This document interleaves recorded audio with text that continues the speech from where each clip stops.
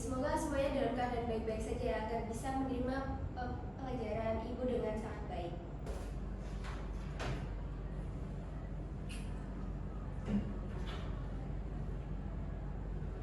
Sebelumnya Ibu mau minta tolong yang cowok untuk memasangkan pada laptop Ibu. Siapa yang mau? Oke, boleh.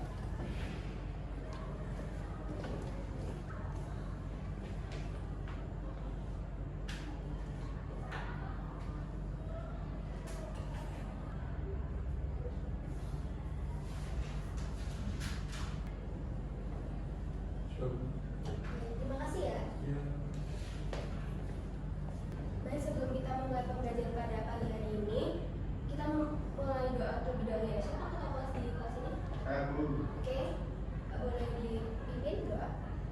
Untuk memulai pembelajaran hari ini, dokter saya keyakinan masing-masing berdoa mulai.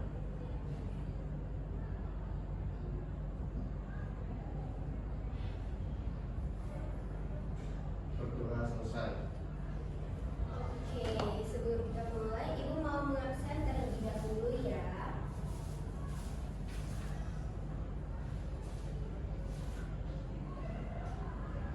Absen pertama ada Zumratun, hadir.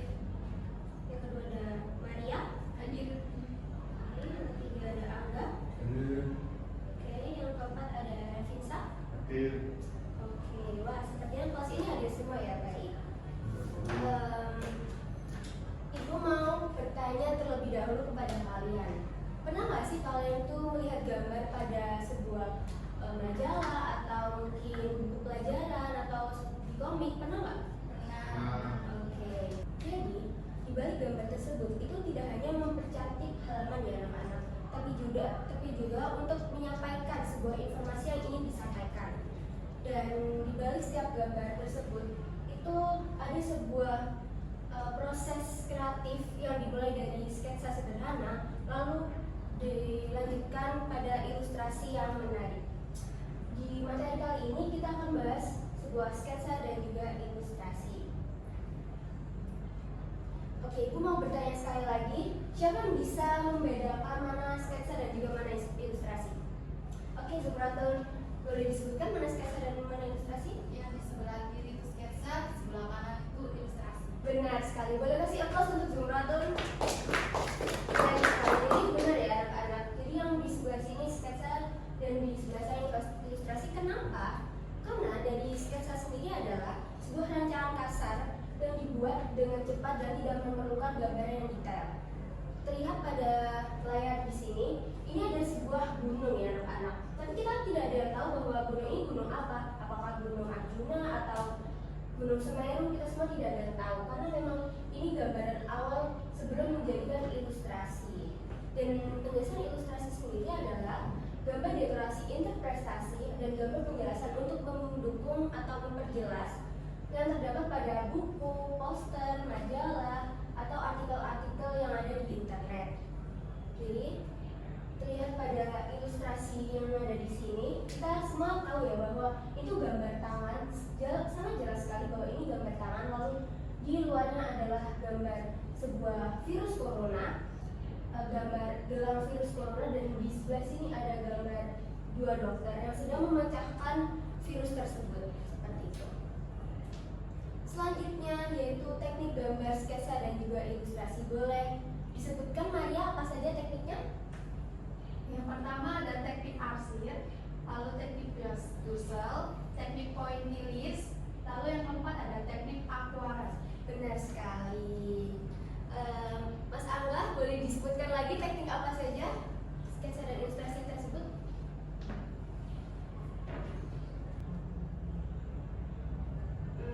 Oke, Tidak tahu. Oke, sudah tidak tahu. Disebutkan lagi Angga. Teknik apa saja? Yang pertama ada teknik arsir, yang kedua teknik dusel, yang ketiga teknik pointillis, yang keempat ada teknik aquarel. Oke, benar sekali. Untuk Angga tolong diperhatikan ya. Oke, yang pertama ada teknik arsir ya anak-anak. Teknik arsir adalah proses menggambar dengan membuat suatu garis sejajar atau mengilang guna mendapatkan kesan gelap terang pada objek gambar. Jadi terlihat sekali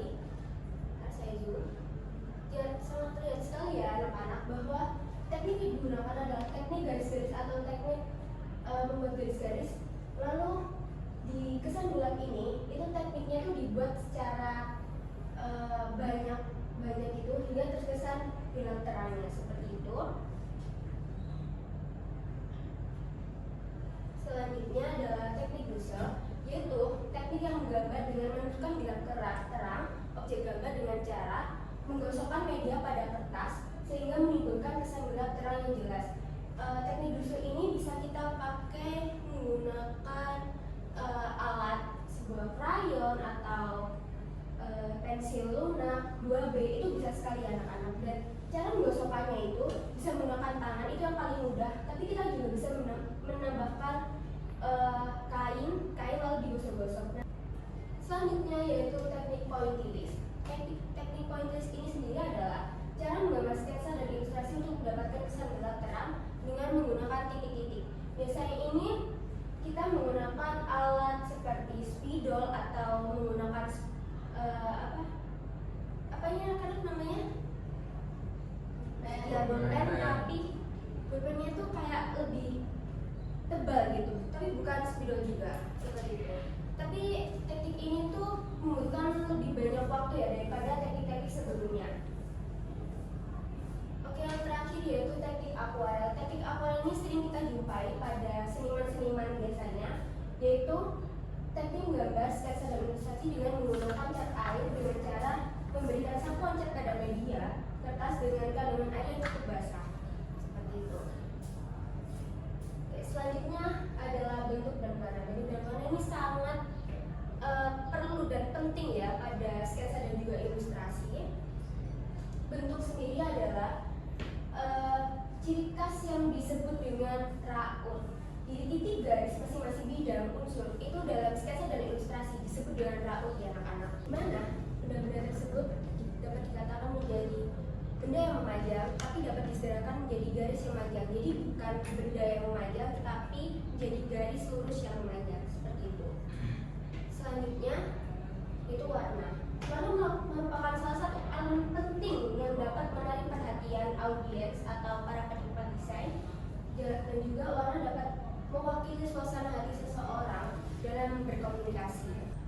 Karena pada dasarnya warna dapat menimbulkan kepekaan seperti emosi, sedih, marah, bahagia, dan juga lain-lainnya seperti itu. Oke, selanjutnya kita akan tebak gambar.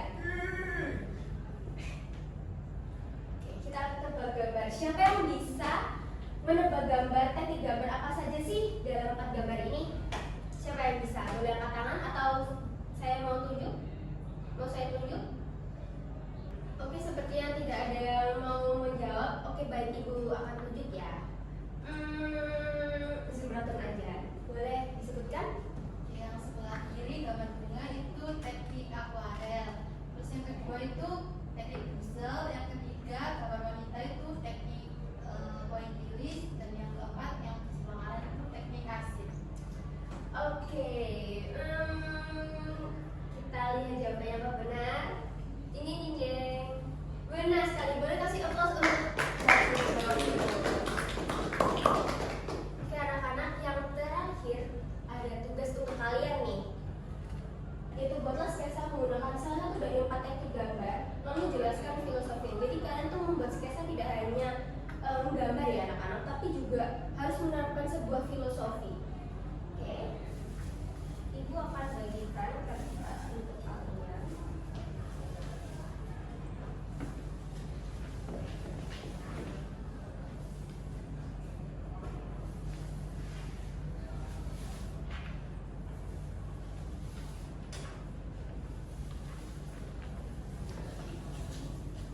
Jadi tugas ini akan dibuat per kelompok ya. Jadi karena ini ada 4 murid, kita akan bagi kelompok menjadi 2 kelompok. Yang di depan ini kelompok 1, yang di belakang kelompok 2. Karena memang tekniknya yang hanya kita bisa buat itu 2 teknik, yaitu teknik Dussel dan juga teknik arsir. Jadi yang di depan ini menggunakan teknik arsir dan yang belakang menggunakan teknik Dussel ya anak-anak. Ibu akan beri waktu 20 menit untuk menggambar sketsa yang bisa kalian buat. Waktu dimulai dari sekarang.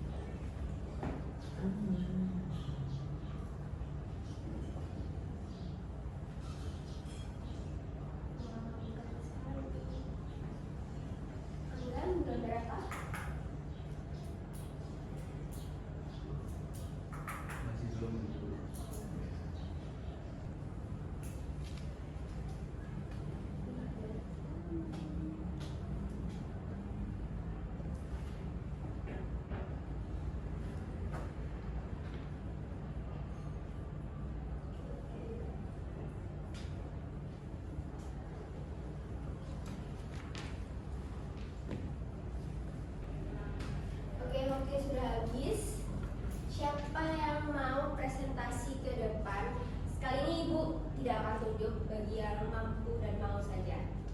Siapa? Oke, Zumratun boleh.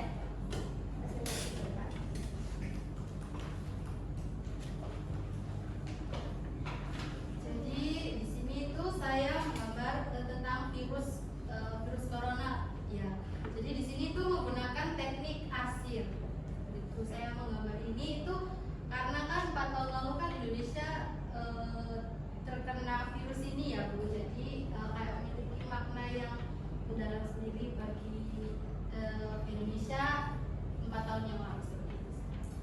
Boleh kita semua beri aplaus untuk Zumratun. Oke, makasih baik sekali.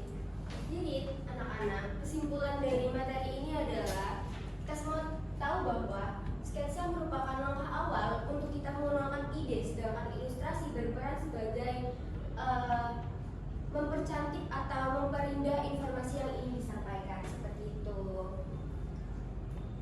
Oke, setelah memahami pentingnya sketsa dan ilustrasi dalam komunikasi visual, selanjutnya besok Ibu akan menjelaskan salah satu elemen visual yang tak kalah pentingnya, yaitu tipografi.